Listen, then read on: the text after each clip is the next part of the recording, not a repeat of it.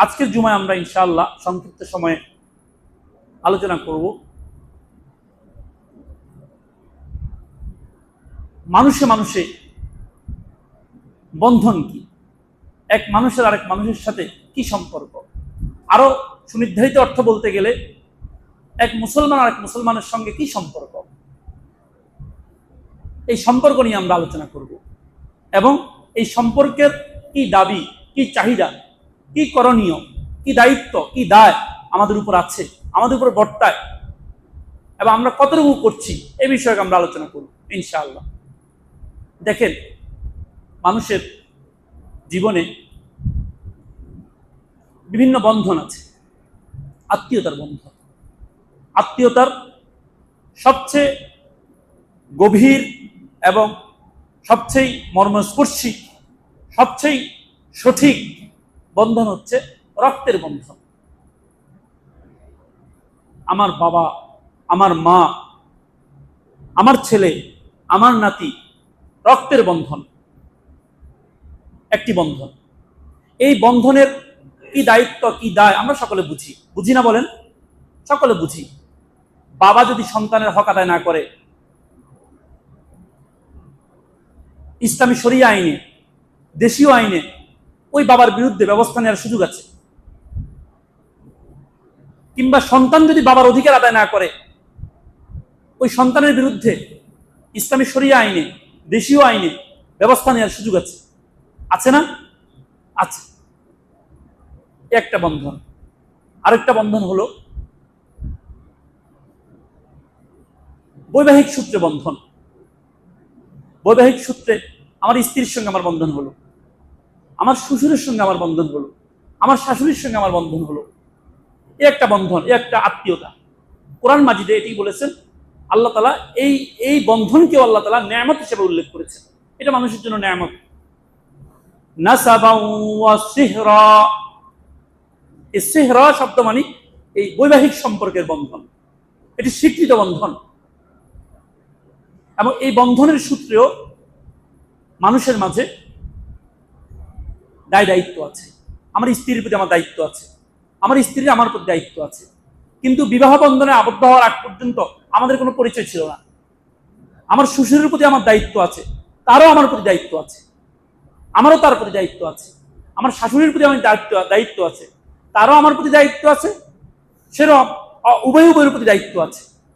এবং এই দায়িত্ব যদি আমি স্বীকার না করি, স্বীকৃতি না দিই, কিংবা দায়িত্বে স্বীকৃতি দেওয়ার পর এই দায়িত্বের যদি অধিকার, দায়িত্বের যদি দায়িত্ব এবং চাহিদা যদি আমি আদায় না করি, আমি স্ত্রীকে যদি স্বীকৃতি দিই স্ত্রী, কিন্তু তার কোনো চাহিদা আমি পালন করি না, তার ভরণ পোষণ আমি দিই না, শরিয়া আইন আছে, ইসলামী আইন আছে এবং দেশীয় আইন আছে, আমার বিরুদ্ধে ব্যবস্থা নিবে। একই কথা আমার স্ত্রীর বিরুদ্ধেও যাবে, একই কথা আমার শ্বশুরের বিরুদ্ধেও যাবে, একই কথা আমি জামাই হিসেবে আমার বিরুদ্ধেও যাবে। এগুলো আমরা বুঝি। আরেকটি বন্ধন হচ্ছে, দুটি বন্ধন বললাম আমরা। আরেকটি বন্ধন হচ্ছে প্রতিবেশীর কারণে বন্ধন। আমার পাশে, সে আমার পাশে আছে, এই বন্ধন প্রতিবেশীর কারণে বন্ধন। আমার এজন্য আমি 3 বেলা পেট ভরে খাবার খাচ্ছি, মুখ ভরে পানি পান করছি, ঠান্ডা পানি পান করছি, সুস্বাদু খাবার গ্রহণ করছি, কিন্তু আমি যদি আমার প্রতিবেশীর খবর না নিই, আমার প্রতিবেশী এক মুঠ খাবারের অভাবে, এক ঢোক পানির অভাবে, একটি প্যারাসিটামলের অভাবে সে ধুকে ধুকে মরছে, তো এটি সামাজিকভাবে তার প্রতি আমার দায়বদ্ধতা আছে। ইসলামী আইনে, শরিয়া আইনে তার প্রতি আমার দায়বদ্ধতা আছে, রাষ্ট্রীয় আইনে তার প্রতি আমার দায়বদ্ধতা আছে, কারণ এটি একটি বন্ধন, প্রতিবেশীর বন্ধন। এই জাতীয় আরো অনেকগুলো বন্ধন আছে। আজকে আমরা যে বন্ধনের কথা আলোচনা করব, ভ্রাতৃত্ব বন্ধন, ঈমানী বন্ধন। পুরা পৃথিবীর যত মুসলমান আমরা আছি, প্রত্যেকেই মুসলমান আর কাফের, মুসলমান আর অমুসলিমের মধ্যে পার্থক্য কি? পুরা পৃথিবীর সাদা কালো, পৃথিবীর যেখানেই সে থাকুক, যে প্রান্তেই সে থাকুক মুসলমান, সেই প্রশান্ত মহাসাগরের ওপাশে থাকুক, অস্ট্রেলিয়ায় থাকুক, কিংবা আটলান্টিকের ওপারে আমেরিকায় থাকুক, কিংবা সে আফ্রিকান দেশগুলোতে থাকুক, কিংবা সে ইউরোপিয়ান কান্ট্রিগুলোতে থাকুক, সে উত্তর মেরুতে থাকুক কিংবা দক্ষিণ মেরুতে থাকুক, তার পরিচয় যদি সে মুসলমান হয়, লা ইলাহা ইল্লাল্লাহু মুহাম্মাদুর রাসূলুল্লাহ এই স্বীকৃতি যদি সে দেয়, তার মাঝে আর আমার মাঝে একটা বন্ধন তৈরি হয়ে যায়।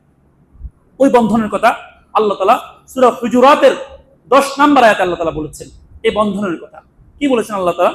আল্লাহ বলেন, ইন্নামাল মুমিনুনা ইখওয়া ফাসলিহু বাইনা আখাওয়াইকুম ওয়াত্তাকুল্লাহ লাআল্লাকুম তুরহামুন। ইন্নামাল মুমিনুনা ইখওয়া, মুমিন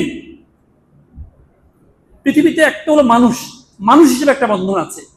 সে কাফের হোক, হিন্দু হোক, বৌদ্ধ হোক, খ্রিস্টান হোক, এটা একটা বন্ধন আছে। এই বন্ধন নিয়ে আমি আলোচনা করছি না, এটা একটা বন্ধন। আমার চোখের সামনে যদি কোনো একটা হিন্দু, কোন একজন অমুসলিম, কোন একজন খ্রিস্টান, ইহুদি আমার চোখের সামনে সে কষ্ট করছে, আমার তখন দায়িত্ব এসে যাবে তার প্রতি হক আদায় করা। এটাও আমার দায়িত্ব, এটা একটা বন্ধন। এই বন্ধন নিয়ে আমরা আজকে আলোচনা করছি না, আমরা আজকে আলোচনা করছি ইমানি বন্ধন। ইমানের কারণে যে বন্ধন মুসলমান ভাইয়ের প্রতি, একটা হলো সে মানুষ হিসেবে তার প্রতি আমার বন্ধন আছে, আরেকটা হলো ইমানি বন্ধন আছে। এই ইমানি বন্ধনের ব্যাপারে আল্লাহ তাআলা বলেছেন, ইন্নামাল মুমিনুনা ইখওয়া। সারা পৃথিবীর যেখানে মুসলমান বাস করুক, সে সাদা হোক, সে কালো হোক, সে প্রশান্তের ওপারে হোক কিংবা আটলান্টিকের ওপারে হোক, সে উত্তর মেরুতে হোক কিংবা দক্ষিণ মেরুতে হোক, সে ইউরোপে হোক কিংবা আফ্রিকাতে হোক, যেখানেই হোক, সেই যেহেতু লা ইলাহা ইল্লাল্লাহু মুহাম্মাদুর রাসূলুল্লাহ বলেছে, এই বন্ধনে আমার সঙ্গে একটা বন্ধন তৈরি হয়ে গেছে, আমার সঙ্গে একটা বন্ধন তৈরি হয়ে গেছে। যেমনি আমার ভাইয়ের প্রতি, আমার ছেলের প্রতি, আমার বাবার প্রতি রক্তের বন্ধনের কারণে এই বন্ধনকে আমি স্বীকৃতি দিতে হবে, স্বীকার করতে হবে, এবং ভাই বাবা প্রতি আমার রক্তের বন্ধনের কারণে আমার দায় দায়িত্বগুলো তার প্রতি আদায় করতে হবে, দায়িত্ব অবহেলা করা যাবে না। যেমনি আমার বৈবাহিক বন্ধনের কারণে আমার স্ত্রীর প্রতি, আমার শ্বশুরের প্রতি আমার দায় দায়িত্বগুলো আদায় করতে হবে এবং এই বন্ধনকে স্বীকৃতি দিতে হবে, তেমনি ভাবে পৃথিবীর যেখানেই কোনো মুসলমান বাস করুক, সে সাদা হোক আর কালো হোক, সে যে অঞ্চলের হোক, তার ভৌগোলিক সীমারেখা যতই দূরে থাকুক, সে যেহেতু লা ইলাহা ইল্লাল্লাহু মুহাম্মাদুর রাসূলুল্লাহ বলেছে, ঈমানি বন্ধনের কারণে তার সঙ্গে আমার একটা বন্ধন হয়ে গেছে এবং এই বন্ধনকে আমার স্বীকৃতি দিতে হবে। সে যে আমার ভাই, সে প্রশান্তের ওপারে হলেও, সে আটলান্টিকের ওপারে হলেও, সে কালো হলেও, সে নিগ্রহ হলেও, সে যদি আফ্রিকাতেও থাকে, সে যদি ইউরোপেও থাকে, আমাকে প্রথমত তার স্বীকৃতি দিতে হবে সে আমার ভাই, সে আমার ইমানি ভাই। যদি আমি তাকে ইমানি ভাই হিসেবে স্বীকৃতি না দিই, তাহলে আল্লাহ তাআলার এই সূরা হুজুরাতের 10 নম্বর আয়াতকে আমি অস্বীকার করলাম। আল্লাহ তাআলা বলেছেন যে ইন্নামাল মুমিনুনা ইখওয়া, সারা পৃথিবীর সকল মুমিন, সকল মুসলমান ভাই ভাই। এবার আসুন, আমরা স্বীকৃতি দিলাম, সে আমার ভাই, এই স্বীকৃতি আমরা দিলাম। শুধু কি ভাই স্বীকৃতি আদায় করলে আমার দায়িত্ব আদায় হয়ে যাবে? না, স্বীকৃতি দেওয়ার পর আমার প্রতি কিছু দায় দায়িত্ব আসবে। বলেন, দায় দায়িত্ব আসবে, দায় দায়িত্ব আসবে। আমার বাবার প্রতি আমার দায় দায়িত্ব আসে, আমার সন্তানের প্রতি আমার দায় দায়িত্ব আসে, আমার স্ত্রীর প্রতি আমার দায় দায়িত্ব আসে, কারণ এখানে একটা বন্ধনকে আমি স্বীকার করেছি। এই জন্য পৃথিবীর যে কোনো প্রান্তে মুসলমান হোক, তাকে আমি না চিনি, তাকে আমি না জানি, তাকে আমি না দেখি, সে আমার ভাই, তার প্রতি আমার দায় দায়িত্ব আসে। কি দায় দায়িত্ব? আল্লাহু আকবার। এই দায় দায়িত্বের কথা আল্লাহ তাআলা পরবর্তী আয়াতের পরবর্তী অংশ বলেছে, ফাসলিহু বাইনা আখাওয়াইকুম ওয়াত্তাকুল্লাহ লাআল্লাকুম তুরহামুন। আর এই দায় দায়িত্বের কথা নবী সাল্লাল্লাহু আলাইহি ওয়াসাল্লাম হাদিস শরীফের মধ্যে বিস্তারিত বলেছেন। কি বলেছেন আল্লাহর নবীজি? আল মুসলিমু আখুল মুসলিম। মুসলিম ভৌগোলিক দূরত্বে, মানচিত্রের দূরত্বে, বর্ণের দূরত্বে তোমার থেকে যত দূরেই হোক, সে যেখানেই বাস করুক, সে মুসলিম। তার প্রতি তোমার দায়িত্ব রয়েছে। কি দায়িত্ব? লা ইয়াজলিমুহু, কোন মুসলমান কোন মুসলমানের প্রতি অত্যাচার করতে পারে না, অবিচার করতে পারে না, জুলুম করতে পারে না। ওয়ালা ইউসলিমুহু, কোন মুসলমান কোন মুসলমানকে নির্যাতিত অবস্থায়, নিপীড়িত অবস্থায়, ক্ষুধার্ত অবস্থায়, পিপাসার্ত অবস্থায়, শত্রুর মুখে লোকমা বানিয়ে কোন মুসলমান কোন মুসলমানকে ছেড়ে দিতে পারে না। ওই মুসলমানের দায়িত্ব হচ্ছে তার ভ্রাতৃত্ব বন্ধনের কারণে, ইমানি বন্ধনের কারণে তাকে তার সাহায্য করা। এটা তার দায়িত্ব এসে যায়। যেমন রক্তের বন্ধনের কারণে আমার ভাইয়ের প্রতি আমার দায়িত্ব আছে ইমানি বন্ধনের কারণে আমার ওই মুসলিম ভাইয়ের প্রতি আমার দায়িত্ব আছে। আমার সে যে প্রান্তেই হোক আমার দায়িত্বগুলো আদায় করতে হবে আমাকে। নবী সাল্লাল্লাহু আলাইহি ওয়াসাল্লাম হাদিস শরীফের মধ্যে বিস্তারিত এই দায়িত্বের বর্ণনা দিয়েছেন। কেমন সম্পর্ক মুসলমানের সাথে সম্পর্ক কেমন, আল্লাহ নবী সাল্লাল্লাহু আলাইহি ওয়াসাল্লাম দুটি উদাহরণ দিয়েছেন হাদিস শরীফের মধ্যে। আমি সংক্ষিপ্ত সময়ে দুটি উদাহরণ পেশ করবো আপনাদের সামনে। আল্লাহ নবী হাদিসের মধ্যে বলেছেন, ইন্নাল মুমিনা লিল মুমিনি কাল বুনিয়ান ইয়াশুদ্দু বা'দুহুম বা'দান ওয়া শাব্বাকা বাইনা আসাবিহি ওয়া শাব্বাকা বাইনা আসাবিহি। আল্লাহ নবীজি বলেছেন যে মুসলমান ইমানের কারণে, ইমানি বন্ধনের কারণে একজন মুসলমানের সাথে একজন মুসলমান, সে তাকে চিনুক বা না চিনুক, তাদের মধ্যে বন্ধন হচ্ছে কেমন, যেমন এই দেয়ালের বন্ধন, দেয়ালের একটা ইট আরেকটা ইটের সঙ্গে যে বন্ধন, একজন মুসলমান আরেকটি মুসলমানের সঙ্গে এই বন্ধন, এই দেয়ালের বন্ধনকে যেন আমরা অস্বীকার করতে পারবো না, আমরা মুসলমানের সাথে সম্পর্ককে আমরা অস্বীকার করতে পারবো না। যে চিন্তা করেন, আল্লাহ নবীজি সবচেয়ে সেরা দার্শনিক, এতে কোনো সন্দেহ আছে? আল্লাহ নবীজি কি উদাহরণ দিয়েছেন? তিনি দেয়ালের উদাহরণ দিয়েছেন। দেয়ালের মধ্যে একটা ইটের আরেকটা ইটের যে সম্পর্ক, যে বন্ধন, একজন মুসলমান ওই আরেকজন মুসলমানের সাথে এই সুগভীর সুনিবিড় এই বন্ধনকে আমরা স্বীকার করতে হবে। দ্বিতীয়ত নবী সাল্লাল্লাহু আলাইহি ওয়াসাল্লাম আরেকটি হাদিসের মধ্যে বলেছেন কি, মাতালুল মুমিনিনা ফি তাওয়াদ্দিহিম ওয়া তারাহুমিহিম ওয়া তাআতুফিহিম মাতালুল জাসাদ ইযা ইশতাকা মিনহু উযবুন তাদাআ লাহু সাইরুল জাসাদি বিসসাহারি ওয়াল হুম্মা। আল্লাহ নবীজি বলেছেন, একজন মুসলমান আরেকজন মুসলমানের সাথে ইমানি বন্ধন কত মজবুত, কেমন? আল্লাহ নবীজি উদাহরণ দিয়েছেন, তুমি যদি অসুস্থ হও, তোমার পায়ে ব্যথা হচ্ছে, পায়ের ব্যথার কারণে তোমার রাত্রে ঘুম আসে না। ঘুম কি শুধু পায়ে আসে না, না পুরো শরীরে আসে না? বলেন, পুরো শরীরে আসে না। তোমার হাতে ব্যথা হচ্ছে, খুব প্রচন্ড ব্যথা, হাতে আঘাত হয়েছে, হাতের আঘাতের কারণে তোমার জ্বর এসে গেছে। জ্বর শুধু কি হাতে এসেছে না পুরো শরীরে এসেছে? পুরো শরীরে এসেছে।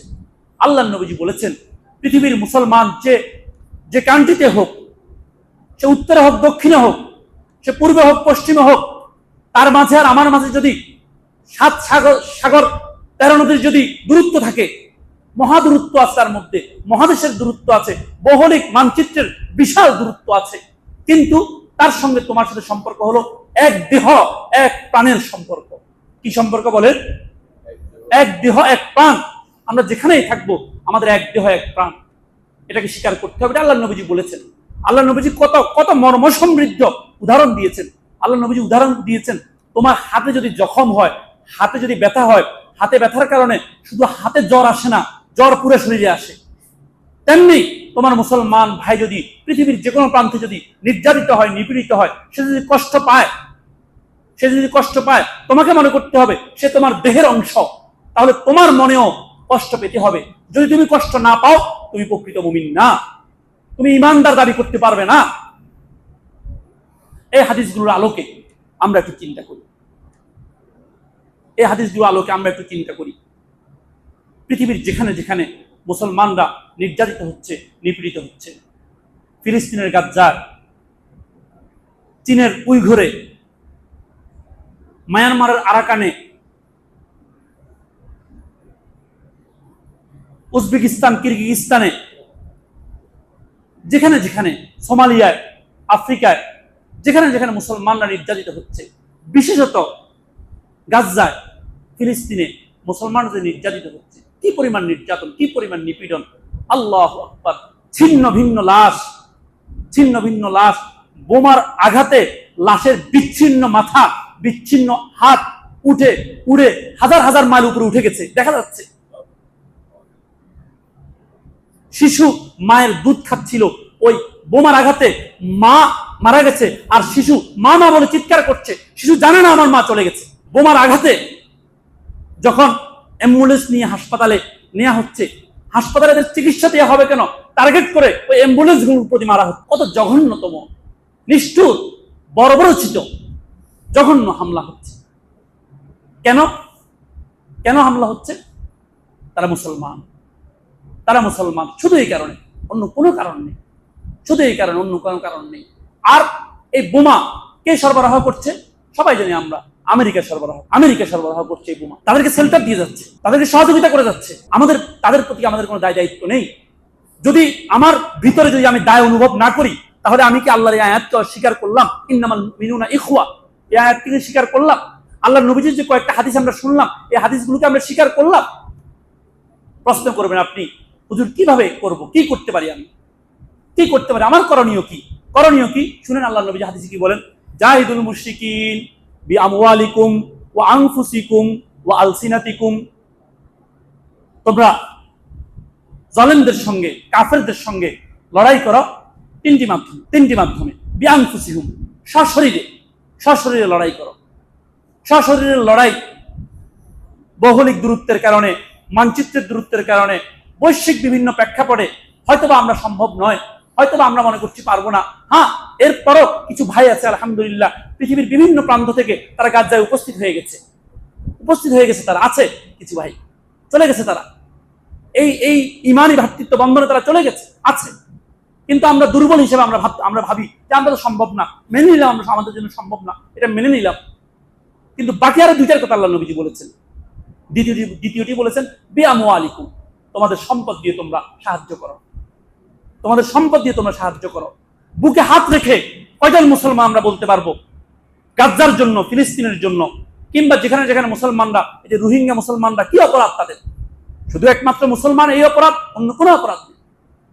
কেন তাদেরকে বসতভূমি থেকে আলাদা করা হলো? কেন তাদেরকে ভিটে বাড়ি থেকে আলাদা করা হলো?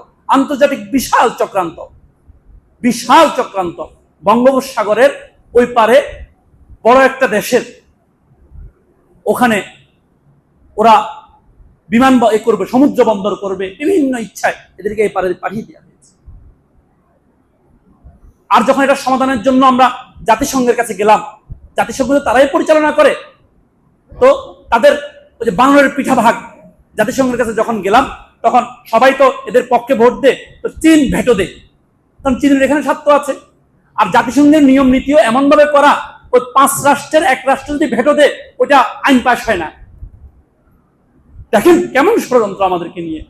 আমরা যখন চীনের উইগুর মুসলমানদেরকে নির্যাতিত হচ্ছে, জাতিসংঘে যখন গেলাম, সবাই ভোট দেয় তাদের পক্ষে, চীন ভোট দেয় না। চীনের স্বার্থ আছে, তারা ভেটো দেয়, বিল শেষ। আমরা যখন ফিলিস্তিন ইস্যুতে গেলাম, তখন চীন, রাশিয়া ভোট দেয় আমাদের পক্ষে, ভোট দেয়, তারা আমাদের পক্ষে রাজি, কিন্তু আমেরিকা ভোট দেয় না, ভেটো দেয়। এখানেও বিল শেষ, বিল ক্যান্সেল। এখানেও আমরা যখন আফ্রিকার দেশগুলো নিয়ে, সোমালিয়া নিয়ে গেলাম জাতিসংঘের কাছে, ওখানে ফ্রান্স এবং জার্মানির স্বার্থ আছে, তখন জাতিসংঘের সাধারণ অধিবেশনে, সাধারণ দপ্তরে ওখানে ফ্রান্স এবং জার্মানি ভেটো দেয়, অন্যরা ভোট দেয়। এরা পিঠা ভাগ করে, তোমরা ভোট দিবে আমরা ভেটো দিব, তোমরা ভোট দিবে আমরা ভেটো দিব, এরা ভাগ করে নিয়েছে। তো ওখানে আমাদের বিল পাস হয় না। আর যখন আমরা সমস্যায় যাই, অ্যাকশনে যাওয়ার চিন্তা করি, তখন আমাদেরকে বলে কেন জাতিসংঘে আসো, জাতিসংঘ তো আসে সমাধানের জন্য। আর জাতিসংঘ তারা তো বানরের পিঠা ভাগ করে রেখেছে, এক অঞ্চল থেকে একজনে ভেটো দিবে, আরেকজনে ভোট দিবে, এক অঞ্চল থেকে একজনে ভেটো দিবে, আরেকজনে ভোট দিবে। এতে করে আর আমাদের কোনো বিল জাতিসংঘে পাস হয় না। কি কারণ? আমরা মুসলমান, আর কোন কারণ নেই। একটু আমরা বুকে হাত রেখে চিন্তা করি, আমার পকেটের অর্থ এই নির্যাতিত, নিপীড়িত এই গাজার মুসলমানদের জন্য আমি এই পর্যন্ত খরচ করেছি কিনা, খরচ করার কোনো ওয়ে আছে কিনা। আমি তো এই মসজিদ থেকেও বলেছিলাম, কোনো ওয়ে আছে কিনা আমি জিজ্ঞাসা করেছি কিনা, আমি 5টা টাকা দিব, 10টা টাকা দিব, কোনো ওয়ে আছে, আমাকে ওয়ে দেখিয়ে দেন, করেছি কিনা। না করলে আমি আল্লাহর কাছে কি জবাব দিব, একটু চিন্তা করি। এটা হলো আর্থিক সাহায্য করা, সরাসরি। আর্থিক সাহায্যের আরেকটা রূপ, আরেকটা মাধ্যম হচ্ছে, আপনি বলবেন যে আমার কাছে তো মৌলিক চাহিদা পূরণের অর্থ আছে, আর কোনো অর্থ নেই, আমি আপনাকে সাপোর্ট করলাম, আপনার কথা মানলাম। আমি বলবো আপনি আর্থিক সাহায্যের দ্বিতীয় পয়েন্টে আসেন। আর্থিক সাহায্যের দ্বিতীয় পয়েন্ট কি? যারা জায়নবাদী ইসরায়েলের এই হামলাকে সাহায্য করে, সাপোর্ট করে, এবং যারা এখানে বোমা পাঠাচ্ছে, এবং যারা ওখানে যে কোম্পানিগুলো সেখানে শরিক হচ্ছে, সেগুলোর পণ্য আমাদের ঘরে আসছে কিনা, এটা একটু চিন্তা করি। কমাস কম এখানে এসে আমরা একটু চিন্তা করি, আমার ঘরে কোকা কোলার বোতল আছে কিনা, আমার ঘরে পেপসির বোতল আছে কিনা, আমার ঘরে 7-আপের বোতল আছে কিনা, আমার ঘরে ইউনিলিভারের কোনো পণ্য আছে কিনা। ইউনিলিভারের পণ্য কি? লাক্স। ইউনিয়নের পণ্য কি? লাইফ বয়। আমার গোসল তো লাইফ বয়ের লাক্স দিয়ে হয় না, কিন্তু আমার শিশুর ছিন্ন ভিন্ন লাশ গাজায় নড়ছে, আমার শিশুর ছিন্ন ভিন্ন লাশ আমার টাকা দিয়ে ওখানে তারা বোমা পাঠাচ্ছে। একটু আমরা চিন্তা করি। কিছুদিন আগে যখন অনেক আলোচনা হয়েছিল, আমরা অনেকেই সরব হয়েছিলাম কোকা-কোলা, স্প্রাইট এবং ফান্টা, পেপসি আমরা বাদ দিয়েছিলাম, কিন্তু আবার ভুলে গিয়েছি নবী সাল্লাল্লাহু আলাইহি ওয়াসাল্লামের উপর আপত্তির অভিযোগে আল্লাহ নবীদের কার্টুন এঁকেছিল, কার্টুন ফ্রান্স এঁকেছিল, প্যারিসে এঁকেছিল, তারা প্রতিযোগিতা করেছিল আজ থেকে 4-5 বছর আগে। সারা পৃথিবীব্যাপী বিক্ষোভ হয়েছিল, মনে আছে আপনাদের? মনে থাকার কথা। তারা আল্লাহ নবীদের কার্টুন এঁকেছে, তো আমরা তাদের পণ্য বর্জন করেছিলাম। তাদের একটা পণ্য ছিল কি আমি বলি, যেমন তাদের একটা পণ্য ছিল হচ্ছে আপনার লাফার্জ গ্রুপের ওই যে সুপার কিট সিমেন্ট। তাদের একটা পণ্য ছিল হচ্ছে ওই যে পেটে সমস্যা হলে ওষুধ খায়, ফ্লাজিল ওষুধ, সানোফা কোম্পানি মনে হয়, ফ্লাজিল ওষুধ। কিন্তু সেই তো ওই সময় করেছিলাম, কিন্তু এরপর আবার ভুলে গিয়েছি। কিন্তু তাদের নির্যাতন, তাদের হামলা কি বন্ধ হয়েছে? কোকা-কোলা, স্প্রাইট এগুলো তো ছেড়ে দিয়েছিলাম এক সময়, আমরা প্রত্যেকে বলেছিলাম, কিন্তু আবার ধরে ফেলেছি, আবার ওখানে চুমুক দিচ্ছি। তাদের হামলা কি বন্ধ হয়েছে? আমরা আসলে চিন্তা করি না। আসুন আমরা একটু চিন্তা করি, গভীরভাবে চিন্তা করি, একটু গভীরভাবে ভাবি আমার ইমানের দায়িত্ব কতটুকু। লাক্স ব্যবহার করলে চলবে না, বলেন চলবে না? লাক্স ব্যবহার না করলে চলবে না? লাক্সের বিকল্প আমাদের দেশীয় পণ্য নেই কেন? আমাদের কেয়ার পণ্য নেই, ফ্রেশের পণ্য নেই, এরোমেটিকের পণ্য নেই, কত কোম্পানির পণ্য, লালবাগ কেমিক্যালের পণ্য নেই। লাইফ ব্যবহার না করলে চলবে না? আমার শিশুকে আমি জনসন পাউডার ব্যবহার করছি, তাকে দিচ্ছি, এই টাকা দিয়ে আমার শিশুর গায়ে মাখছি, এই টাকা দিয়ে আরেক শিশুকে, আমার মুসলিম শিশুকে হত্যা করছে আমেরিকা, ইসরায়েল। কিন্তু আমার মধ্যে প্রতিবাদ নেই, আমার দিলে কোনো প্রেরণা নেই। আসুন আমরা একটু সতর্ক হই। আল্লাহ নবী সাল্লাল্লাহু আলাইহি ওয়াসাল্লাম কি বলেছেন? জাহিদুল মুশরিকিন, তোমরা মুশরিকদের সাথে লড়াই করো, জালেমদের সাথে লড়াই করো, সশরীরে লড়াই করো, কিংবা অর্থ দিয়ে লড়াই করো। সরাসরি অর্থ দাও, কিংবা তাদের অর্থনীতিকে ধস ফেলো, তাদের অর্থনীতিতে আঘাত করো। পারবো বলেন? আমরা তাদের অর্থনীতিতে আঘাত করতে পারবো? সবাই 2 হাত উঠাই, আমরা 2 হাত সবাই উঠাই, আজকে থেকে প্রতিজ্ঞা গ্রহণ করি, আল্লাহ আপনি আমাদের হাতগুলো গ্রহণ করুন। আল্লাহ আমাদের শিশুদেরকে যারা হত্যা করে তাদের পণ্য আমরা বয়কট করলাম, হাত নামাই। আমরা আল্লাহর কাছে জানবো কোন পণ্য কি। ইউনিলিভারের সকল পণ্য আমরা ব্যবহার করব না, আমরা জানার চেষ্টা করব। বিকল্প পণ্য আছে, হ্যাঁ, যে পণ্য আমেরিকার পণ্য, আর কোনো বিকল্প নেই, আমার জান যাবে, সেটা করতেই হবে, আর তো উপায় নেই। সেখানে কি করব? যেমন আপনার চোখের লেন্স লাগানো হয়, চোখের লেন্সের মধ্যে কোয়ালিটি পূর্ণ হচ্ছে আমেরিকার গুলো। এরকম অনেক পণ্য আছে যেগুলো উপায় নেই, কি করব? কিন্তু যেগুলো উপায় আছে সেগুলোতে আমি কি করছি? একটু সতর্ক হই। তৃতীয় পয়েন্টে আসি আমরা। আল্লাহ নবীজি বলছেন, হয় সশরীরে জিহাদ করো তাদের পক্ষে, জালেমের বিরুদ্ধে, কিংবা সম্পদ দিয়ে করো। সম্পদের একটা সুরত হচ্ছে ভয়কর, কিংবা বিআলসিনাতিকুম, জবান দিয়ে করো, মুখ দিয়ে করো। কিভাবে মুখ দিয়ে করব? তাদের বিরুদ্ধে স্লোগান উঠাই, তাদের বিরুদ্ধে আওয়াজ উঠাই। এটা পারবো না ইনশাআল্লাহ আমরা সকলে নিজেদের অবস্থান থেকে। আমার মুসলিম ভাই, আল্লাহ সূরা হুজুরাতের 10 আয়াত, ইন্নামাল মুমিনুনা ইখওয়া, আমার ভাইয়েরা। আমি কি করতে পারি? কতটুকু করতে পারছি? কমাস আওয়াজ উঠাবো। এই আওয়াজ উঠানোর জন্য আগামীকাল ঢাকায় আপনার মার্চ ফর গাজা ডাক দিয়েছে, ওখানে আমরা যাওয়ার চেষ্টা করি। ফেনীতেও আমাদের অনেক কিছু হচ্ছে। আজকে ফেনী জেলা ইমাম পরিষদের উদ্যোগে শহীদ মিনার চত্বরে জুমা পরবর্তী বিক্ষোভ সমাবেশ হবে। আমরা যাদের অনেক বেশি ব্যস্ততা নেই, শুধু একটু বাসায় গিয়ে অনেকক্ষণ দেরি হয়ে গেছে, খাবার খাবো, এই ব্যস্ততাকে ব্যস্ততা বানাবো না। বিআলসিনাতিকুম, আমার জবান দিয়ে, আমার মুখ দিয়ে আমি ওখানে শরীক হওয়ার চেষ্টা করবো। পারবো ইনশাআল্লাহ? প্রত্যেকে আমরা শহীদ মিনারে যাওয়ার চেষ্টা করবো। আল্লাহকে দেখাবো, আল্লাহ আমি আর পারছি না, এতটুকু করছি আল্লাহ, আমি তোমার জবান দিয়ে স্লোগান উঠাচ্ছি তাদের বিরুদ্ধে। পৃথিবী দেখো যে আমরা তাদের বিরুদ্ধে আছি, আল্লাহ দেখবেন আমরা তাদের বিরুদ্ধে আছি। আল্লাহ আমাদেরকে সাধ্য অনুযায়ী আমাদের সশরীরে, আমাদের অর্থ দিয়ে তাদের পণ্য বয়কট করে, এবং আমাদের জবান দিয়ে, মুখ দিয়ে, আমাদের স্লোগান উঠিয়ে তাদের বিরুদ্ধে আমাদের দাঁড়ানোর তৌফিক দান করুন। ওয়া আখিরু দাওয়ানা আলহামদুলিল্লাহি রাব্বিল আলামিন।